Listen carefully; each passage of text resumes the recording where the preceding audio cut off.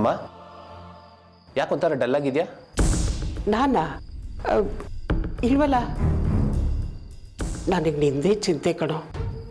ಊಟ ತಿಂಡಿ ಸರಿಯಾಗಿ ಮಾಡೋದೇ ಇಲ್ಲ ನೀನು. ಎಷ್ಟು ಸ್ವರ್ಗೋಗಿದ್ಯಾ ನೋಡು. ಕೆಲಸದ ಮಧ್ಯದಲ್ಲಿ ಊಟ ತಿಂದಿದ್ದು ನೆನಪೇ ಬರಲ್ಲ. ಅದು ಬೇರೆ ಎಲೆಕ್ಷನ್ ಹತ್ರ ಬಂತು. ನಾನು ಅದೇ ವಿಷಯ ಮಾತಾಡೋ ಬಂದೆ ವಿಕ್ರಮ್. ಈ ಸಲ ಎಲೆಕ್ಷನ್ನು ಅಷ್ಟು ಸುಲಭವಾಗಿರೋದಿಲ್ಲ. ನೀನು ಬೆಂಗಳೂರಿನಲ್ಲಿ ಇರೋದಕ್ಕಿಂತ ನಾರಾಯಣಪಟ್ಟಣದಲ್ಲಿ ಇರೋದು ವಾಸಿ. MLA ಕ್ಷೇತ್ರದಲ್ಲಿದ್ದಾರೆ ಅಂದರೆ ಜನಗಳಿಗೂ ನಂಬಿಕೆ ಬರುತ್ತೆ. ಸ್ವಲ್ಪ ದಿವಸ ಬಿಟ್ಟು ನಾನೇ ಹೋಗೋಣ ಅಂದ್ಕೊಂಡಿದ್ದೀನಿ ಅಪ್ಪಾಜಿ. ಇದ್ದಕ್ಕಿದ್ದಾಗೆ ಇಂಥ ವಿಷಯದಲ್ಲಿ ತಡ ಮಾಡಬಾರ್ದು ವಿಕ್ರಮ್. ಅದು ಅಲ್ಲದೆ ಆ ನಾಗಲಕ್ಷ್ಮಿ ಹಂಸಿನಿ ಬೆನ್ನಿಂದ ಬಿದ್ದಿದ್ದಾರೆ. ನೀನಿಲ್ಲಿದ್ದಷ್ಟು ಸಮಸ್ಯೆ ಜಾಸ್ತಿ. ನೀನು ನಾರಾಯಣಪಟ್ಟಣದಲ್ಲಿರೋದೇ ವಾಸಿ. ಇಲ್ಲೆಲ್ಲ ನಾನು ನೋಡ್ಕೋತೀನಿ ಬಿಡು. ಹೌದು ಕಣ, ನಿಮ್ಮಪ್ಪ ಹೇಳ್ತಿರೋದು ಸರಿಯಾಗೇ ಇದೆ. ನೀನು ಇಲ್ಲಿರೋದ್ಕಿಂತ ನಾರಾಯಣಪಟ್ಟಣದಲ್ಲಿರೋದೇ ವಾಸಿ. ಸರಿ ಅಪ್ಪಾಜಿ, ನೀವು ಇಷ್ಟು ಹೇಳ್ತಾ ಇದ್ದೀರ ಅಂದರೆ ನಾಳೆ ಬೆಳಗ್ಗೆ ನೋಡ್ತೀನಿ. ಪ್ರಮೋದಿನಿಗೆ ಒಂದು ಫೋನ್ ಮಾಡಿ ಬರ್ತೀನಿ.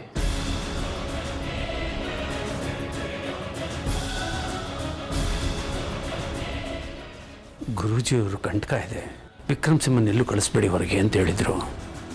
ಆದರೂ ಕಳಿಸ್ಕೊಟ್ಟಿದ್ದೀನಿ. ಆ ದೇವರೇ ಅವನನ್ನು ಕಾಪಾಡಬೇಕು.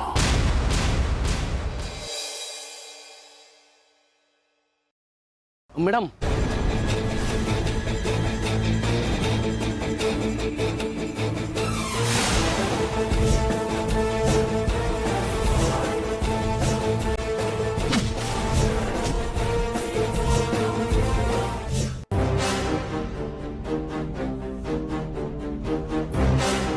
ಲಕ್ಷ್ಮಿ, ಒಂದೊಂದು ಕ್ಷಣನೂ ನಿನ್ ಮೇಲೆ ನಿಗಾ ಇಟ್ಟಿರೋ ನನ್ ಕಣ್ ತಪ್ಸಿ ನಿನ್ನ ಕೆಲಸ ಮಾಡ್ಕೊಳಕ್ ಹೋಗಿದ್ಯಾ? ಯಾವ ಆಸ್ಪತ್ರೆಗೆ ಹೋಗಿದ್ದಾರೆ? ಅದು ನಾರಾಯಣಪಟ್ಟಣದ ಒಂದು ಆಸ್ಪತ್ರೆ. ಅಲ್ಲಿ ನಾವು ನೇರವಾಗಿ ಹೋಗಕ್ಕಾಗಲ್ಲ. ಹೌದು ಮೇಡಮ್, ಅವ್ರು ಮುಂಚೆನೆ ಎಲ್ಲ ಪ್ಲಾನ್ ಮಾಡ್ಕೊಂಡಿದ್ದಾರೆ. ಏನ್ ನಿನ್ ಮಾತಿನ ಅರ್ಥ? ರಾಘವ್ ಗುಣ ಆಗ್ ಬರೋವರೆಗೂ ನಾನು ಇಲ್ಲೇ ಕಾಯ್ಕೊಂಡು ಕುತ್ಕೋಬೇಕು ಅಂತನಾ? ಎಂತ ಕೆಲ್ಸ ಆಗೋಯ್ತು.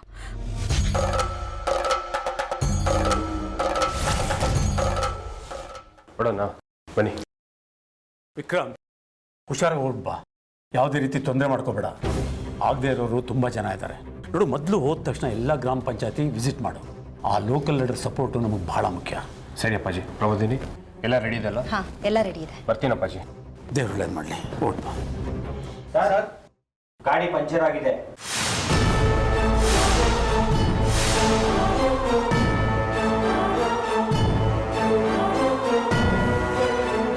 ಮುಂಚೆನೆ ನೋಡ್ಕೊಳ್ಳೋದಲ್ವಾ ಹೊರಡ್ಬೇಕಾದ್ರೆ ಅಪಶಕುನ. ವಿಕ್ರಮ್, ನೀನು ನನ್ನ ಕಾರ್ ತೊಗೊಂಡೋಗು. ಉಳಿದವರು ಪಂಚರ್ ಹಾಕ್ಸ್ಕೊಂಡು ತೊಗೊಂಡು ಬರ್ತಾರೆ. ಬೇಡ ಅಪ್ಪಾಜಿ, 10 ನಿಮಿಷ ಗಾಡಿ ರೆಡಿ ಆಗುತ್ತೆ, ಅದರಲ್ಲಿ ಹೋಗ್ತೀನಿ. ಹೊರಟ ಮೇಲೆ ಕಾಯಬಾರ್ದು. ನೀನು ನನ್ನ ಕಾರ್ ತೊಗೊಂಡೋಗು, ಇಲ್ಲಾಂದರೆ ಲೇಟ್ ಆಗುತ್ತೆ.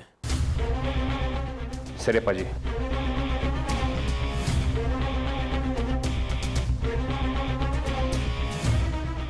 ಈಗಾಗಲೇ ನಿಮಗೆ ತುಂಬ ತೊಂದರೆ ಕೊಟ್ಟಿದ್ದೀವಿ. ಕೈಲಿ ಇನ್ನಷ್ಟು ಸೇವೆ ಮಾಡಿಸ್ಕೊಳ್ಳೋಕ್ಕೆ ಕೋಚ್ ಆಗ್ತಿದೆ. ಹೌದು ಮೇಘ್ನಾ ಅಕ್ಕ, ನಾವು ನಿಮ್ಮ ತಂಗಿರಲ್ವಾ? ತಂಗಿರಂದ್ಮೇಲೆ ಈ ಸಂಕೋಚ ಕಷ್ಟ ಎಲ್ಲ ಎಲ್ಲಿ ಬರುತ್ತೆ? ಅದು ನಮ್ಮ ಜವಾಬ್ದಾರಿ. ಆದರೂ ಬರಲಿ ಬಿಡಮ್ಮ, ನಿನಗೂ ಅನುಕೂಲ ಆಗತ್ತೆ. ಬೇಡ ಅನ್ಬೇಡ, ಹೋಗಿ ಬನ್ರ. ಸರಿ ಮಾವ, ನೀವಿಷ್ಟು ಹೇಳ್ತಿದ್ರೆ ಆದಮೇಲೆ ಹೋಗೋಣ ಬನ್ನಿ. ಅಪ್ಪ, ನಾನು ತಿಂಡಿ ಮಾಡಿಟ್ಟಿದ್ದೀನಿ, ತೊಗೊಂಡೋಗೋದು ಮರಿಬೇಡ.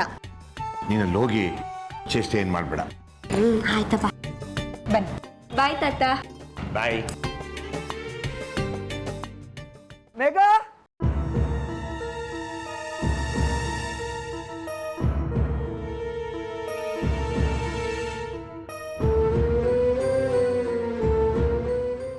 ಏನೋ ಬೆಳಗ್ಗೆ ಎಲ್ಲೋ ಹೊರಟಿರೋ ಆಗಿದೆ.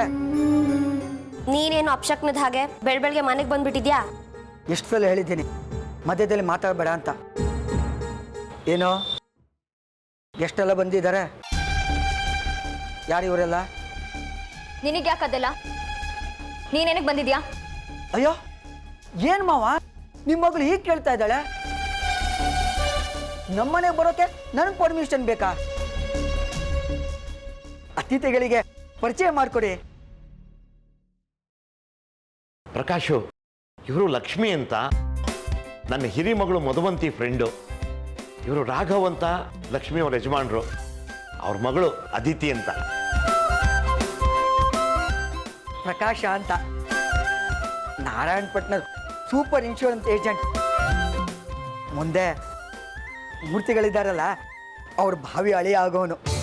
ಬಾಯಿಗೆ ಬಂದಾಗೆಲ್ಲ ಮಾತಾಡ ಪ್ರಕಾಶ, ಹೊರಡಿಲಿಂದ. ಏನ್ ಮೇಘ್ನಾ ನೀನು ಅವ್ರಿಗೆ ನಮಸ್ಕಾರನೇ ಮಾಡಿಲ್ಲ. ನಮಸ್ಕಾರ ನಮಸ್ಕಾರ ನಮಸ್ಕಾರ. ಮತ್ತೆ ನಾರಾಯಣಪಟ್ಟಣಕ್ಕೆ ಯಾಕೆ ಬಂದ್ರಿ ಅಂತ ಗೊತ್ತಾಗಿಲ್ಲ. ನೋಡು ಪ್ರಕಾಶ, ಸುಮ್ಮನೆ ತಲೆ ತಿನ್ಬೇಡ. ಇವರು ನಮಗೆ ಬೇಕಾದವರು, ನಮಗೆ ಸ್ವಂತ ಅಕ್ಕ ಇದ್ದ ಹಾಗೆ.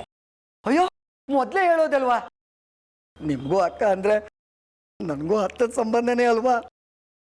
ಆಗೋ ಸಂಬಂಧನೇ ಬೇಡ ಅಂತ ಹೇಳ್ತಿದ್ದೀನಿ. ಇನ್ನೂ ಹೊಸ ಸಂಬಂಧಗಳನ್ನ ಕಟ್ಕೊಳ್ಳೋದು ಬೇಕಾಗಿಲ್ಲ. ಅಕ್ಕ ನಡೀರಿ, ಹೊರಡೋಣ. ಹಾಸ್ಪಿಟಲ್ ಲೇಟ್ ಆಗುತ್ತೆ. ಆಸ್ಪತ್ರೆಗ ನಾನ್ ಕರ್ಕೊಂಡು ಹೋಗ್ತೀನಿ. ಇಲ್ಲಿನ ಆಟೋದವರಿಗೆಲ್ಲ ನಾನೇ ಇನ್ಶೂರೆನ್ಸ್ ಮಾಡ್ತಿರೋದು. 30% ಡಿಸ್ಕೌಂಟ್ ಕೊಡ್ತಾರೆ. ಆಸ್ಪತ್ರೆಯನ್ನು ಹೆಚ್ಚು ದೂರ ಇಲ್ಲ. ಈ ಆಸ್ಪತ್ರೆ ಡಾಕ್ಟರ್ ಇದ್ದಾರಲ್ಲ, ಅವ್ರ ಗಾಡಿಗೆ ಬಾಡಿಗೆ ನಾನೇ ಇನ್ಶೂರೆನ್ಸ್ ಮಾಡ್ಕೊಟ್ಟಿರೋದು. ಅಯ್ಯೋ, ನಿಮ್ಗೆ ಗೊತ್ತಿಲ್ಲ ಅನ್ಸತ್ತೆ. ಅಯ್ಯೋ, ಬನ್ನಿ ಬನ್ನಿ ಬನ್ನಿ ಬನ್ನಿ ಬಿಡಮ್ಮ. ಮೇಡಮ್, ಬೇಗು ಬಾ, ಬೇಗು ತಡ ಆಗ್ತಿದೆ ಆಸ್ಪತ್ರೆಗೆ. ಬಾ ಬಾ ಬಾ. ಸರ್ ಹೋಗೋಣವಾ ಸರ್?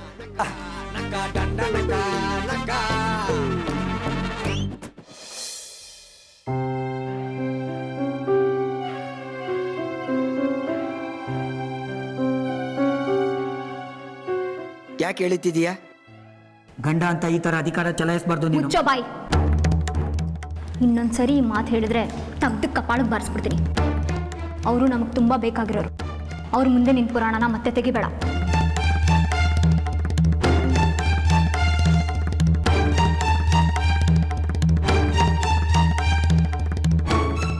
ತುಂಬಾ ಬೇಕಾದವರು ಅಂದ್ಲಲ್ಲ, ಅವ್ರ ಹತ್ರನೇ ನಿನ್ನ ಮದುವೆ ವಿಷಯ ಮಾತಾಡ್ತೀನಿ, ನೋಡ್ತಾ ಇರು.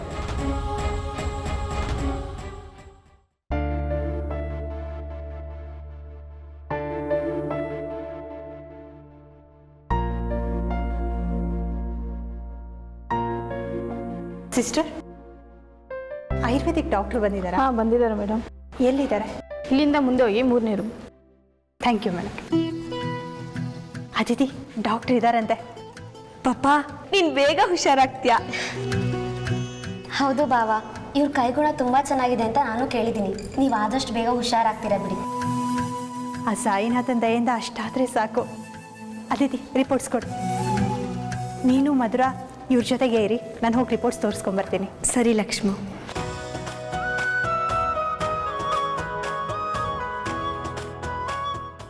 ನಮಸ್ತೆ ಡಾಕ್ಟರ್. ಬನ್ನಿ ಕೂತ್ಕೊಳ್ಳಿ.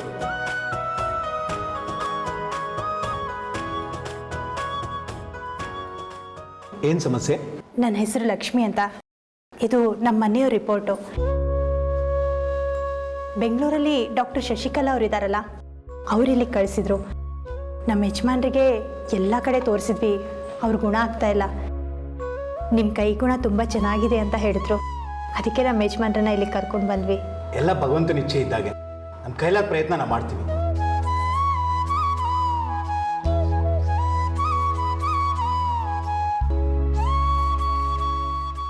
ಇವತ್ತೇ ಟ್ರೀಟ್ಮೆಂಟ್ ಶುರು ಮಾಡ್ತೀವಿ. ಒಂದು 10-15 ದಿವಸ ಇರಬೇಕಾಗುತ್ತೆ. ಇವತ್ತೇ ಅಡ್ಮಿಟ್ ಮಾಡ್ಕೋತೀವಿ. ಗುಣ ಆಗ್ತಾರಲ್ವಾ ಡಾಕ್ಟ್ರೆ? ಖಂಡಿತ ಗುಣ ಆಗ್ತಾರೆ. ಅದೇ ಹಾಸ್ಪಿಟಲ್ನಲ್ಲಿ ನಿನ್ನ ಶತ್ರು ರಾಘವ್ ಇರೋದು. ಒಂದೇ ಮುಹೂರ್ತದಲ್ಲಿ ಒಂದೇ ಏಟಿಗೆ 2 ಸಾವು. ಅವ್ರನ್ನ ಕಳಿಸ್ತೀನಿ, ಆದರೆ ಬಾಂಬ್ ನಾನು ವ್ಯವಸ್ಥೆ ಮಾಡ್ತೀನಿ. ಮೇಘನ ಅಕ್ಕಂಗೆ ವಿಕ್ರಮ್ ಸಿಂಹ ಅವರು ಕೊಟ್ಟು ಮದುವೆ ಮಾಡಿಸ್ತೀನಿ, ನೋಡ್ತಾ ಇರಿ. ಇದೇ ಹುಡುಗ ಆ ವ್ಯಕ್ತಿ ಹಾಕಿರ್ಬೋದಾ? ಎಲ್ಲ ಹೊಂದಾಣಿಕೆ ಆಗ್ತಿದೆಯಲ್ಲ. ನನಗೆ ಯಾಕೋ ಅನುಮಾನ ಬರ್ತಾ ಇದೆ. ಆ ಹುಡುಗನ ಬಗ್ಗೆ ನಾನು ಇನ್ನೂ ತಿಳ್ಕೋಬೇಕು.